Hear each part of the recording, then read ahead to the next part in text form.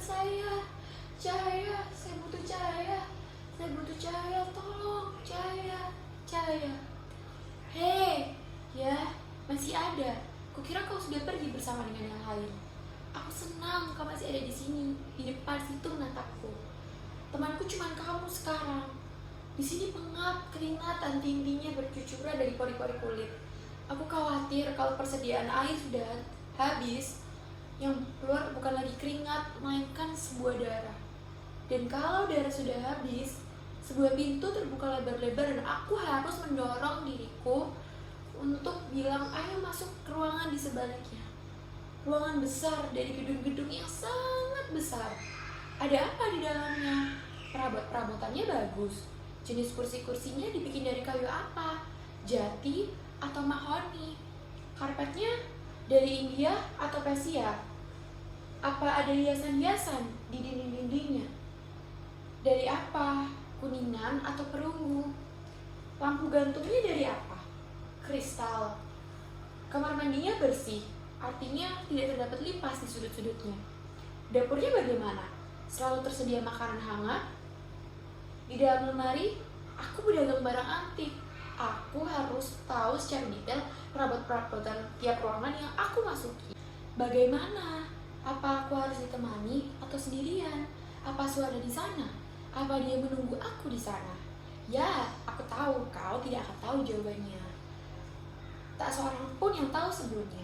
Masuki gedung itu terlebih dahulu, baru kau akan tahu ada apa saja di dalamnya. Tapi siapa yang masuk ke ruangan besar itu tidak akan pernah kembali. Cuman keluhan, jangan khawatir, seorang kawan bisa menyejukkan suasana. Kita akan ngobrol-ngobrol di sana. Aku juga, kau juga, benar kan? Obrolan yang intim bisa menambah rasa kekawanan. Tidak usah dijawab, aku yakin pasti kau mau. Ya, kita akan ngobrol-ngobrol. Aku dapat yang pertama, kau yang kedua. Aku akan kubeberkan semuanya tanpa malu-malu. Tapi mesti janji, begitu aku selesai, kau segera menyambungnya. Dengan begitu, tidak akan terasa lagi waktu lewat. Pagi-pagi, sekali lagi saat kita berpelukan mengucapkan salam perpisahan, barangkali sambil tertawa-tawa, atau barangkali kita sambil menangis. Entahlah, jangan menjawab. Aku tahu, kau sama seperti aku. Termasuk orang-orang yang selalu berusaha untuk menepati janji. Dengan adanya kau di situ, meski kau tidak menyapa apa-apa, tapi bisa pastikan kita akan selalu bersama-sama, setia sampai mati. Hei,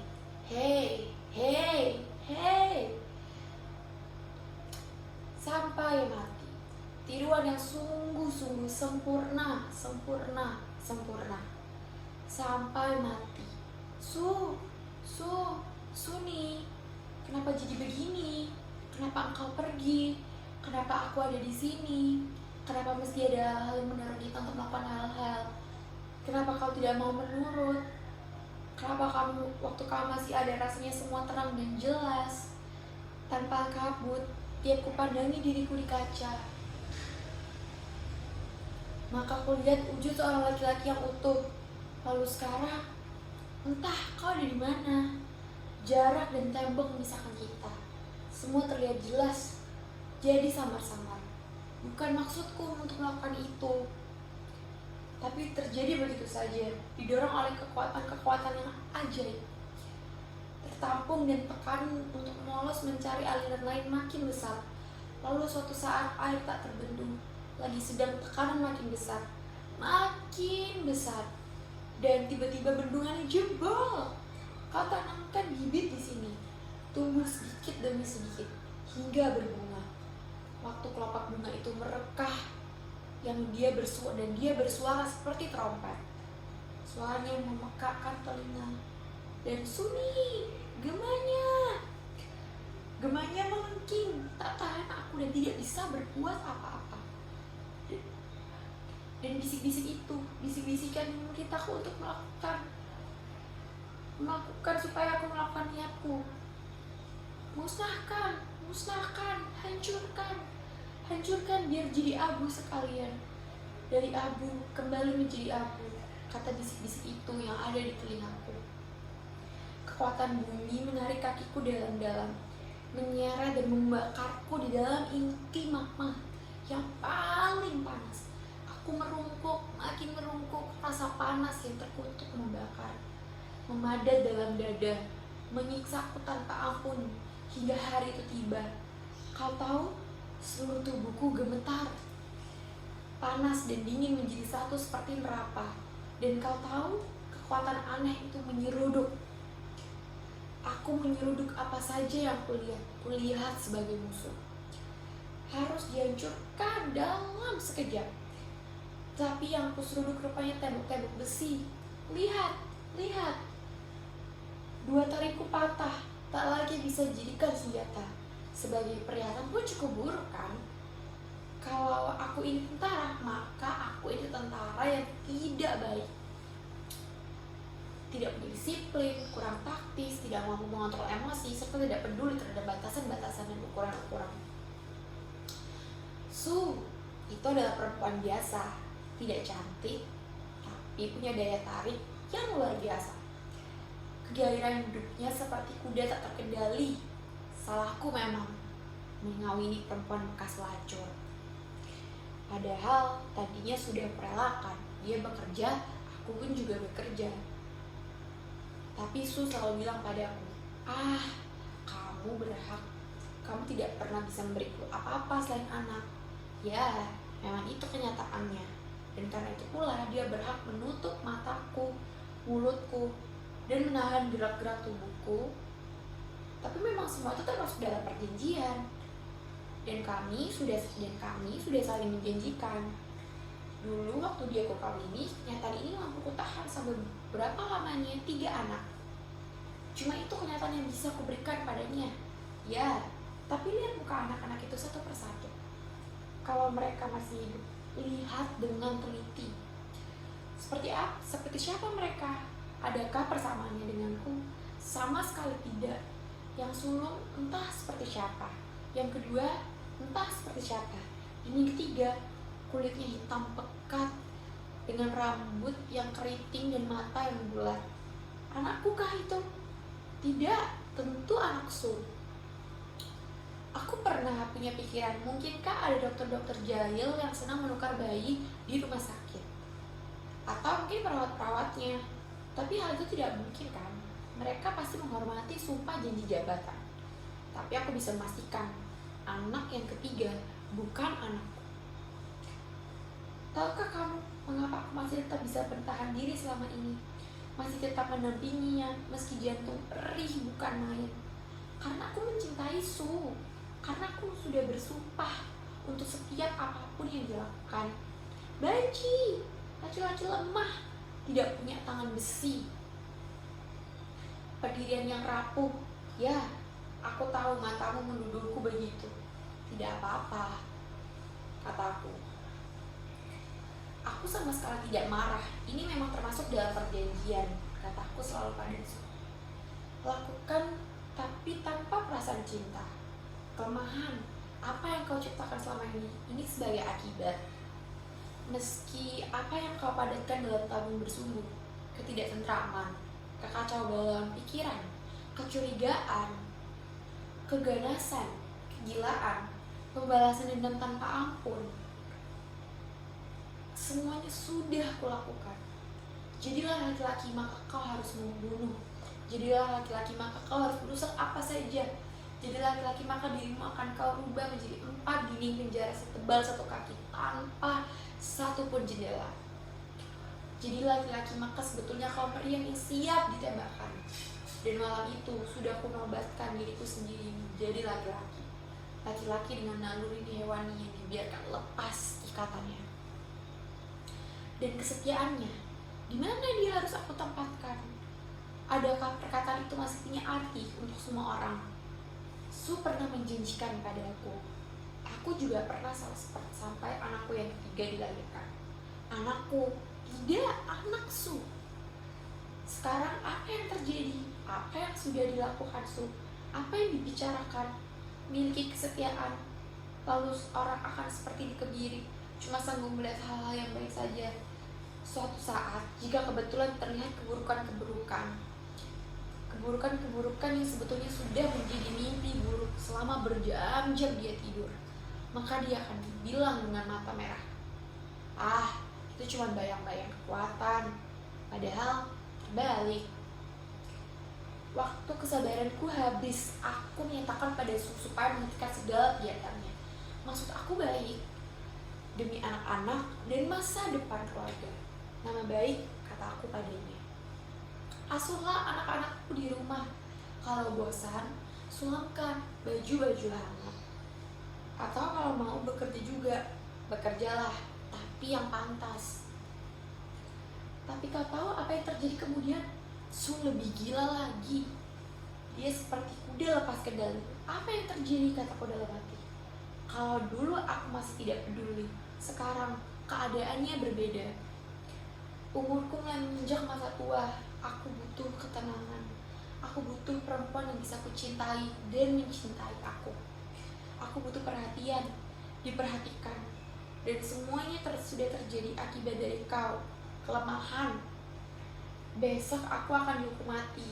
Pertama kali dalam penjara. Sudah kubunuh 6 orang dan sudah kulukai 3 orang. Betulkah itu? Sebegitu besarkah tenagaku waktu itu? Aku tidak tahu. Hei, kau masih ada. Temanku, syukurlah. Jangan pergi. Tetaplah di sini bersamaku. Tapi tunggu ya. Aku masih sering melihatmu, tapi lupa ada di mana. Siapa namamu? Namamu? Iya, namamu betul. Aku sering melihat kamu. Barangkali di pasar, atau di bioskop, atau mungkin di sebuah toko kelontong. Entahlah, tapi aku yakin kita sering bertemu. Siapa namamu, Tuhan? Kalau boleh tahu. Jangan balik bertanya. Aku tanya, siapa namamu? Apa yang sedang engkau kerjakan? Menirukan apa saja yang aku lakukan? Untuk apa? Apa itu perlu? Aku ingat sesuatu. Suatu malam, seseorang berjubah berkerudung abu-abu berdiri di depanku dan berkata, "Kamu jadi makhluk kamu sekarang yang hidup, kamu kujadikan dari berbagai zat. Tubuhmu terdiri dari unsur air, udara, tanah, cahaya, dan api. Aku bertanggung jawab penuh atas pertumbuhanmu. Aku yang menciptakan kehidupan yang terlepas dari susunan kehidupan kami, para penguasa langit. Susunan kehidupan yang otonom itu terjadi berabad-abad yang lalu. Waktu itu aku sendirian tanpa kawan yang bisa diajak berunding sesuatu. Lalu aku minta kepada penciptaku, Tuhan berkerudung abu-abu yang tidak pernah bisa kulihat wajahnya itu, beri kiranya aku seorang yang bisa menampingiku dalam susah dan senang. Syukur, permintaanku rupanya masuk akal dan dikabulkan. Secara keseluruhan dia lembut, tapi kami tidak cocok. Kalau kami saling peluk untuk mengusir kedinginan di malam hari, ada berbagai getaran aneh menjalar di seluruh tubuhku. Dia juga begitu, katanya. 1000 tahun kemudian baru aku tahu bahwa dia itu bernama perempuan dan sanggup untuk mengeluarkan makhluk-makhluk kecil, mungil dan lucu-lucu. Siapa dia tertarik pada anak-anak? Maka dia itu kanibal kalau dia tidak tertarik pada anak-anak. Mulutnya masih merah, lembut dan manis. Mulut mereka baunya wangi seperti kain sutra dan aku suka. Waktu ibunya masih terbaring istirahat di ranjang, ku angkat bayinya dan ku timang-timang dalam pelukan. Buyung, buyung, bujukku. Karena dia menangis, ibunya berteriak-teriak. Aku tidak peduli. Ibunya khawatir aku akan mematahkan tulang punggungnya yang masih lembek. Tidak peduli, kataku. Hendak ku hibur diriku dengan menyanyikan lagu dan berbaur dengan cerita-cerita ibunya. Aku bernyanyi. Buyung, buyung, kenapa engkau begitu lucu? Matamu besar, bulat, dan penuh harapan, memandang padaku. Masa depanmu terang. Rambutmu jagung halus, nafasmu sejuk. Wah, tidak apa-apa, jangan menangis dulu ya. Nanti gantikan popokmu dengan yang lebih bersih biar kau tetap merasa hangat dan tidak masuk angin. Kencing nak. Kalau kau tidak kencing, nanti kau mengira kau cuma boneka plastik. Sudah menghitung 1, orang yang biasanya menghitung 2, lalu 3. Ya, istriku membiarkan 3 seorang anak. Kamu lihat, semuanya sebetulnya bisa menjadi cerita yang manis. Dan selamanya akan manis. Bermula manis, berakhiran manis. Kalau saja tidak ada paksaan-paksaan, penyudutan-penyudutan, keinginan-keinginan mustahil, keserakahan-keserakahan, semua hal buruk. Dan kalau aku ini seorang penari, aku suka menari. Sebutkan macam-macam tarian yang mampu kutarikan. Akan kutarikan dengan mulut yang tersenyum, tanda suka hati. Mula-mula memang terjadi seperti itu. Musik, lalu anggota tubuhku kugerakkan menurut irama musik yang sudah ditentukan. Gerakan-gerakannya aku yakin pasti indah. Tidak, tapi celaka, musik bagus berangsur lenyap berganti dengan bunyi-bunyi aneh, nadanya tanpa aturan. Aku berhenti, tapi tidak bisa. Aku berusaha menghentikan gerakan-gerakan tarikku, tapi tidak bisa. Ada kekuatan aneh memaksaku untuk terus meski tidak aku sukai. Dorongan aneh itu bikin aku terus menggerakkan tubuhku mengikuti musik kacau, musik yang sangat kacau. Aku berteriak, suara tidak keluar. Aku berteriak dalam hati, tolong berhenti, stopkan, tolong. Tidak keluar. Aku berteriak dalam hati, tolong aku berhenti. Dan aku harus terus tinggal. Hal itu membuatku gila.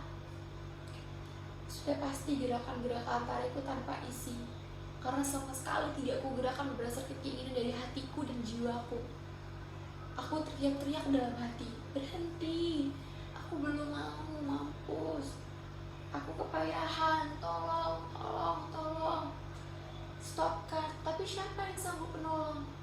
Kulihat orang-orang di sekelilingku juga melakukan hal yang sama, menarikan tarian-tarian yang belum tentu aku ingin tarikan. Dunia penuh dengan manusia yang menarikan gerakan-gerakan yang aneh, dan wajah mereka kelihatannya menderita. Barangkali wajahku juga kelihatan seperti wajah-wajah orang yang kulihat. Aku menari seperti begini, terus begini, lalu kemudian begini. Dilanjutkan dengan begini, dan itu kuulangi lagi dengan variasi yang terlalu miskin. Kalau ada kehendak untuk berhenti, makin cepat gerakan-gerakan itu terjadi. Akibatnya tulang-tulangku berbunyi menggerak-gerak seperti mau patah. Keringat mengucur deras, dan itulah hidup, kata orang-orang. Siapa di antara tuan-tuan yang pernah menduga bahwa tuan akan dilahirkan pada suatu saat, lalu tuan-tuan bersedia dalam keadaan seperti sekarang ini yang sedang tuan-tuan jalani? Atau dilahirkan sebagai bayi laki-laki atau sebagai bayi perempuan. Tidak satu pun yang tahu kalau menyatakan bahwa hal itu sudah pernah diketahui sebelumnya. Kalau mereka bilang sudah tahu, artinya dia menduga pada waktu yang dia masih tidak tahu di mana, atau entah jadi tidak tahu, maka dia itu adalah dukun palsu. Tinggalkan saja, atau kalau perlu rajam dia dengan batu-batu yang panas. Baiklah, tapi hidup sudah berjalan, hidup benar yang harus ucapkan. HIDUP. Ya, kita hidup, kamu hidup. Kamu, aku, itu artinya aku, bukan batu, bukan patung, bukan kayu, bukan jantung, dan ada geraknya. Ada pertumbuhan. Kalau aku disakiti, aku akan merasa sakit. Kalau perutku tidak disenakan, aku akan merasa lapar. Kalau aku tidak tidur, maka aku akan mengantuk. Lihat, aku normal, sama seperti makhluk lainnya yang sama seperti aku. Makhluk yang diciptakan oleh Tuhan berkerudung abu-abu yang tidak pernah bisa kuat wajahnya itu. Tusukkan sebilah pisau,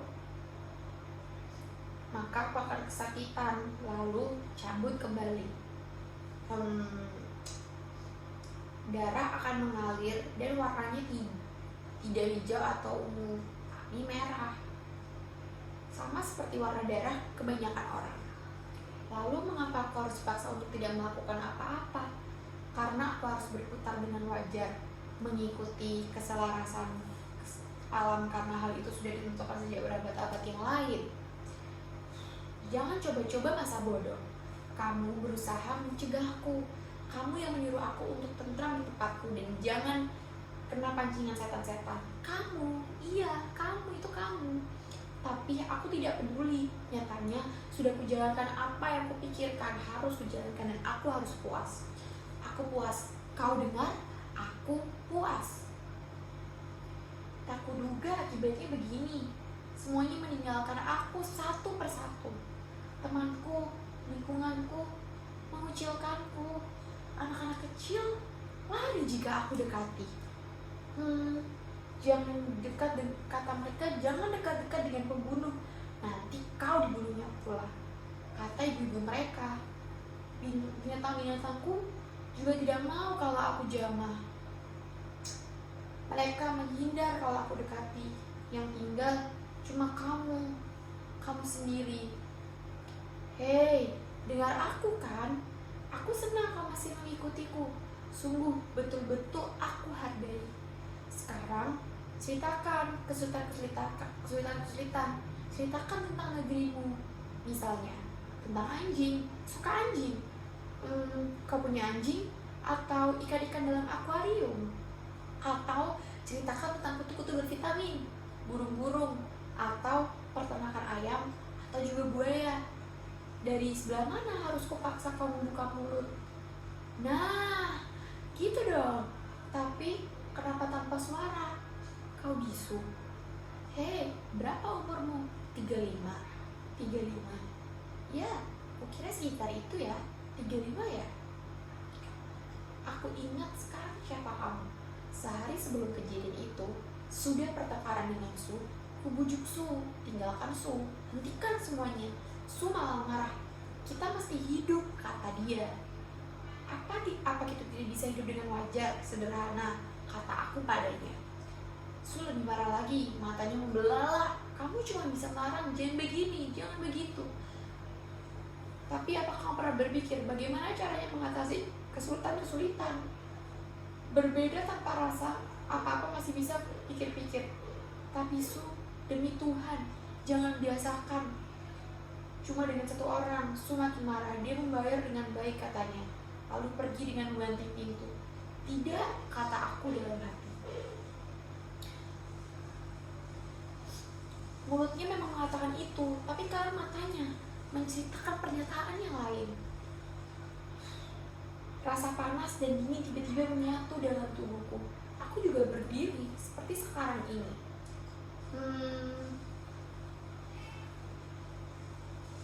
Menghadap ke satu arah dan melihat kamu. Aku juga diam seperti begini. Dibatasi oleh garis-garis samar, kita saling kata. Niat yang sudah lama terpendam berkobar lagi tanpa mau mencegah. Lagi-lagi mencegah. Kau beritahu lagi tentang keselarasan susunan alam yang sudah diatur oleh Tuhan berkerudung abu-abu yang tidak bisa kulihat wajahnya itu. Tapi kamu tidak pernah mempelajari aliran air. Makin dibendung, makin berusaha untuk menjebol. Aku menolak, menentangmu, melakukan terbalik dari apa yang ingin kulakukan. Ku cari sebilah pisau. Dengan gampang ku dapat ada di peti terselip antara barang-barang antik dari kuningan dan perunggu, serta benda-benda tajam yang lainnya. Kupilih pisau pendek bikinan Arab yang bengkok, kuasah hingga tajam, lalu melangkah menuju gelap tanpa menghiraukan cegahan. Langkahku yang terberat terseok mengikuti langkahku, memegangi kakiku, tapi aku tidak akan peduli. Jauh di belakang sana aku dengar teriakan seseorang mencegah entah siapa. Kutulikan telingaku, kubutakan mataku. Aku tidak menengok. Ku menghadap ke depan saja. Ke depan maka kaki hancurkan siapa saja yang berusaha untuk menghalangi. Niatku sudah kendal dan galaknya makin mendurun-durun seperti mesin perahu tempel siap mendorong ke tujuan mana saja yang aku ingin. rasa sakit akibat serangan silat di kulit dari orang yang kita cintai 1 atau 2 mampu kita tahankan, rasa 3 atau 4 mungkin juga masih, tapi 5 atau 6 bisa dipikir-pikir itu dilupakan atau dimaafkan pun juga tidak. Tapi kalau sudah terlalu banyak, tidak bisa lagi dihitung. Apa yang bukan manusia biasa yang terdiri dari darah dan daging punya rasa sakit karena kekecewaan. Untuk diriku sendiri, ku sebut nama Tuhan berkuda hitam, berkuda abu-abu yang tidak pernah disangka wajahnya itu. Maksudku meminta tolong, cegah keinginan edan yang sudah menggahak siap membentangkan. Tidak ada jawaban dari Tuhan itu. Muncul pun juga tidak. Dan itu malah mengacaukan, tidak membantu menyelesaikan soal. Dan dalam gelap aku diam. Diamku tak ubahnya seperti diamnya permukaan air panas yang arus keras di bawah siap menenggelamkan siapa saja. Aku menunggu. Dalam gelap rasa-rasanya aku menjadi mampu meneliti dengan lebih jelas. Dan 2 makhluk jenis itu, iblis mereka adalah iblis. Apa yang telah mereka lakukan kepada di depan mataku? Tidak tanggung-tanggung mereka lakukan untuk bisa memuaskan. Kukawini seseorang pelacur. Kutunggui waktu dia melacurkan diri. Selalu kutentarkan hatiku, karena aku yakin yang dijual cuma tubuhnya, bukan hatinya. Cintanya tetap untukku, cuma untukku, hanya untukku. Tapi yang sekarang mereka terjadi lain.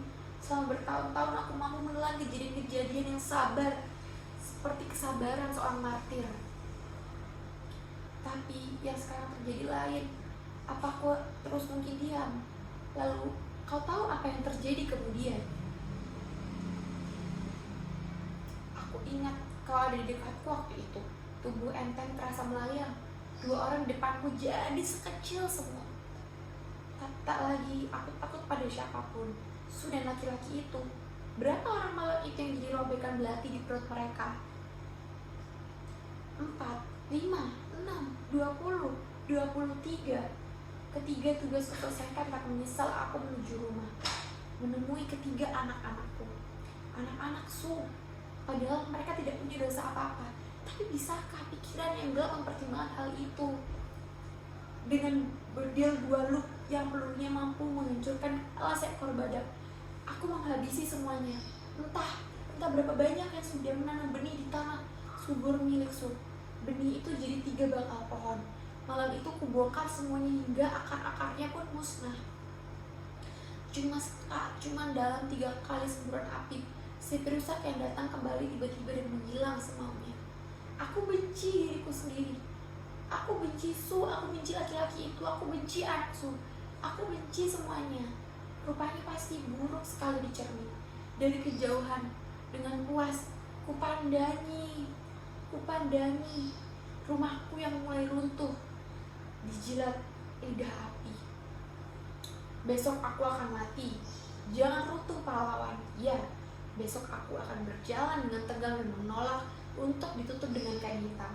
Akan kutentang mata para penembak itu satu-satu dan sekali lagi menikmati sengatan cahaya matahari sebelum aku mati.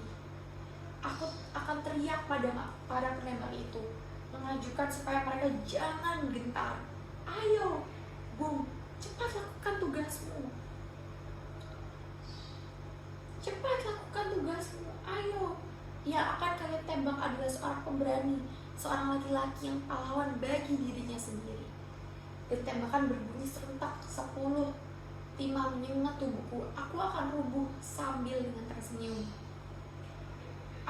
Akhirnya kau masuki juga ruangan besar dengan pintu terbuka lebar-lebar. Aku akan segera tahu apa saja isi di dalamnya. Akulah sekarang giliranmu untuk bercerita. Kenapa diam saja? Kenapa curang? Kenapa tidak mau menepati janji? Sudah kubukakan semua. Kau harus ganti bukan rahasia-rahasia kita. Cuma kita berdua yang tahu. Rahasia-rahasiamu akan kubawa mati. Rahasia-rahasiaku tentunya juga akan kau bawa mati kan? Kenapa tetap diam? Kenapa tidak mau bicara? Kenapa menatapku seperti itu? Marah? Kenapa? Kamu curang sama seperti kamu jahanam sama seperti Karena Suya tidak pernah mau melihat orang dan cuma mau melihat dirinya sendiri. Kamu serakah, kamu sama seperti Suya, ingin tahu isi perut orang lain tapi tidak ingin tahu isi perut sendiri. Aku tidak butuh kawan seperti itu, biar kamu pergi meninggalkan aku seperti yang lain-lain. Kamu bangsat, kamu sama seperti Su, yang tidak mau memikirkan perasaan orang lain, yang tidak mau bermanis-manis atau baik di muka maupun di belakang. Tatapan itu yang menghinaku. Kamu anjing, kamu sama seperti Su, yang makan makanan apa saja dijumpainya di jalan-jalan, di tong-tong sampah. Kamu binatang sama seperti Su, yang mengumbar keinginannya tanpa peduli batasan-batasan. Kamu pelacur, sama seperti Su yang tidak mau menerima tapi tidak mau memberi. Kamu, aku benci kamu. Benci dari ujung rambut sampai ujung kaki. Pisauku, mana belati? Ini belati akan mengakhiri perasaanmu juga. Belati. Jangan coba-coba halangi aku, Tuan berkedua. Abu-abu yang tidak bisa kulihat wajahnya. Jangan coba-coba halangi aku. Belati. Jangan pergi. Jangan pergi. Aku sendirian, jangan tinggalkan aku. Jangan. Aku masih butuh seseorang di sekitarku. Aku butuh. Jangan. Cahaya. Aku butuh cahaya. Cuma cahaya yang aku butuhkan sekarang. Aku butuh cahaya.